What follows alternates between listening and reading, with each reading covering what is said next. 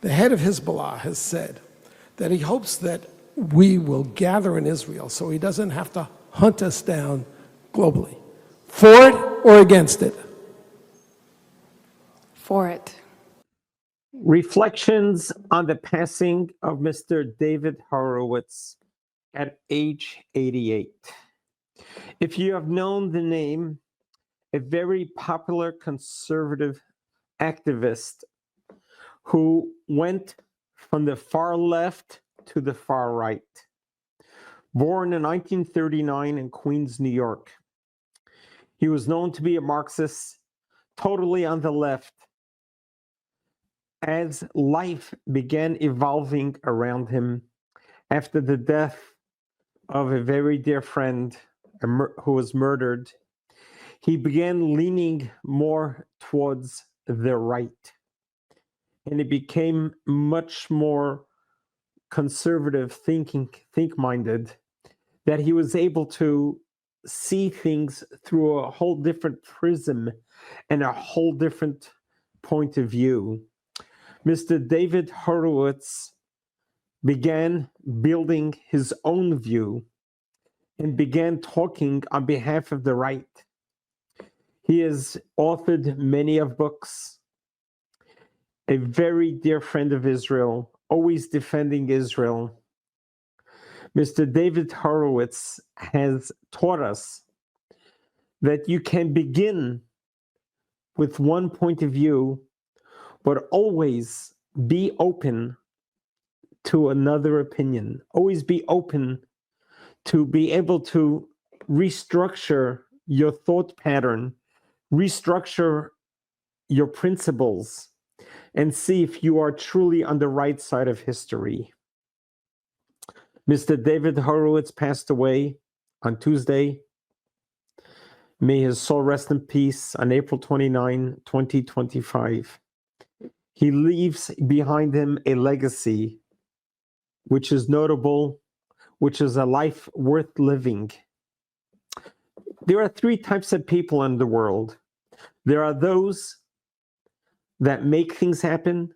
There are those that watch things happen. There are those that don't even know that it happened. Mr. Horowitz was one of those that made things happen. He became an activist. He became a voice. He became a voice that people began listening to. After publishing many books and after giving so many lectures and truly saying what he feels and feels what he's saying, he spoke truth. And this is his legacy that he has left. For each one of us, it takes us a moment not only to show respect to his incredible accomplishments, but it teaches each one of us in our own life, realizing that no one lives forever. We're here for only a certain short amount of time. How do we make the time that we are here valuable, purposeful, and meaningful? If you have a voice, shout out loud. If you have an opinion, make it known. Don't hold back. A great rabbi once said, one of man's biggest sins is if they don't use the talent that God has given to them. Mr. David Horowitz was gifted with a talent, that he took the talent that God has given to him. He unpacked every potential that he had and lived a life to its fullest. As he approaches the gates of heaven, the heavenly gates were going to ask him, Mr. Horowitz, did you live to your full potential? And each one of us should ask ourselves the same question.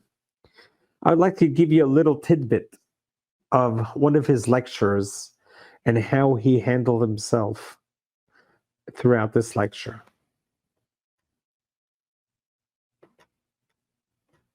Okay. Will you condemn Hamas here and now? I'm sorry, what? Will you condemn Hamas Would I condemn Hamas? as a terrorist genocidal organization? Are you asking me to put myself on a cross?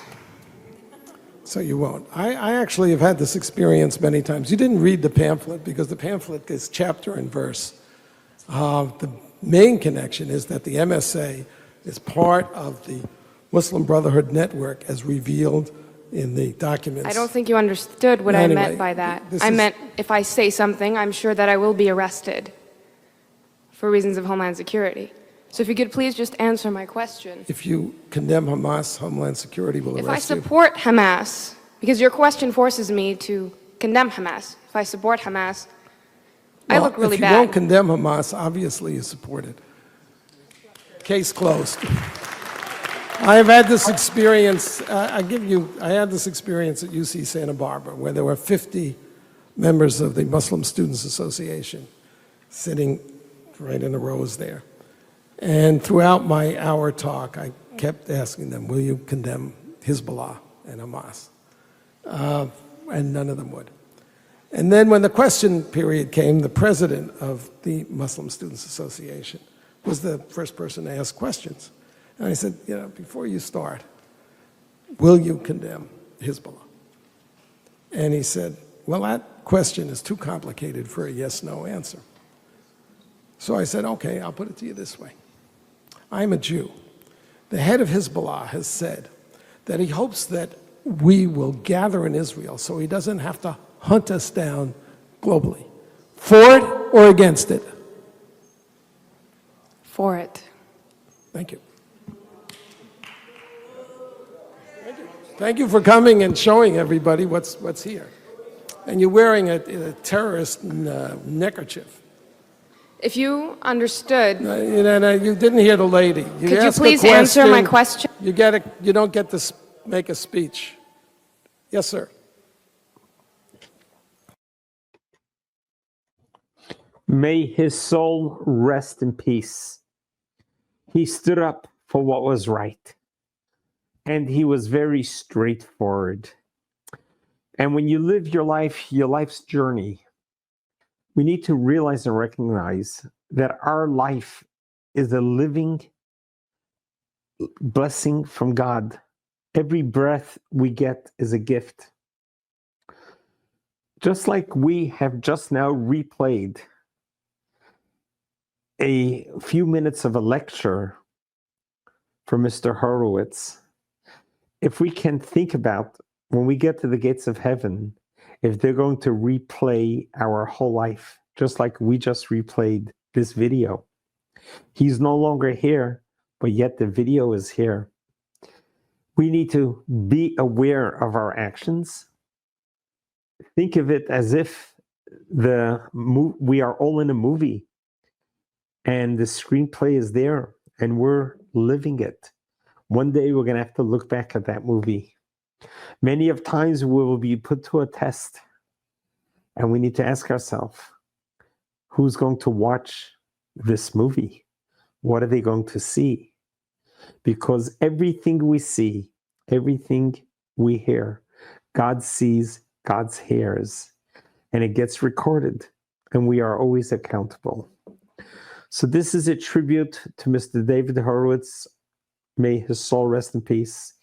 He has a lot to be proud of because he was an activist.